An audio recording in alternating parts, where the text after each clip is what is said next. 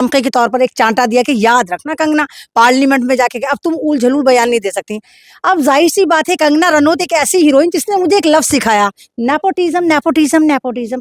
Film industry में nepotism चलता है, तो मुझे नेपोटिज्म का मतलब नहीं पता, तो बाद में नेपोटिज्म का मतलब ये अगर बाप भी एक्टर है तो बेटा भी एक्टर है तो भाई भी एक्टर है। लेकिन कंगना बेचारी कहाँ जाके फंसी है कंगना, जहां पर आप नेपोटिज्म का पाठ पढ़ा रही थी, जिस पार्लियामेंट में जिस सांसद में आप जाकर बैठी है वहां तो 80% नेपोटिज्म है।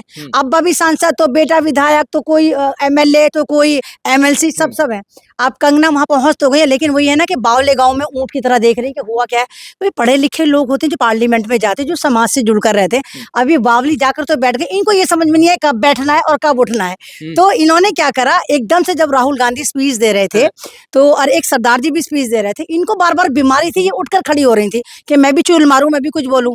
वहीं ओम बिरला ने कहा बैठ नीचे, बैठ नीचे। बोला ओम बिरला उसको इस तरह देख कह रहे हैं बैठ नीचे। बोले इसको इतनी जलालत से बिठा रहे, इसको यही नहीं पता कि हर चीज के कोई आदाब होते हैं कुछ नहीं। तो मैंने ये तो कहा ना कि जब आप ऐसे उल झलूल लोगों को पार्लियामेंट में भेजोगे, भाई मंडी से चुनकर गई, लेकिन आप गल्ला नहीं थी कि कहीं भी जाके आपका कट्टा फट जाता और आप फैलना शुरू हो जाती। आप मंडी से बेशक चुनी गई, लेकिन गल्ला नहीं थी, आप एक महिला थी। लेकिन वही ना कि जब भी बोलती है तो पैम बोलती है। और किस तरह से सबसे पहले जब पार्लियामेंट में गई इसने ट्वीट करा, हम तो डर गए थे जब राहुल जी बोल रहे थे, वहां पर हमें ऐसा लगा सब लोग हमें मारने आ रहे हैं।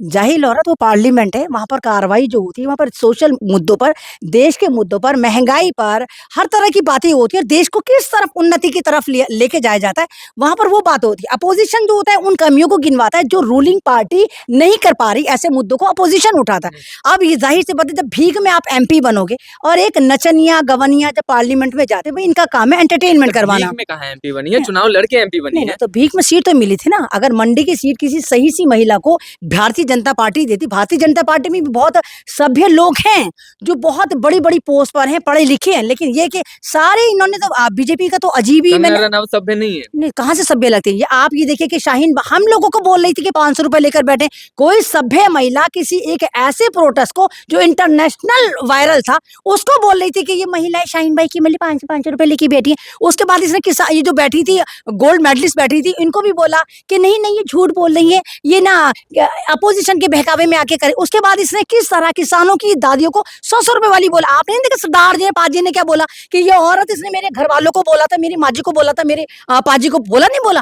तो जब आप एक महिला होती है, महिला जननी होती है, जननी यानी कि आपकी कोख से एक तरह के कही कि पूरी इंसानियत पैदा हो रही है और आप उसी इंसानियत को शर्मसार कर रही है। आप महिला को ही गाली दे रही है, आप महिला को ही धंधेबाज बता रही है।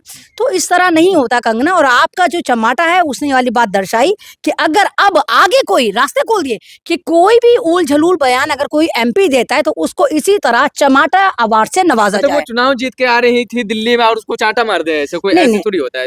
देखिए अगर कम से कम इतना भी तो नहीं चांटा उसको इसलिए नहीं मिला पढ़ा के, क्या नाम है, वो सांसद चुनकर आई थी।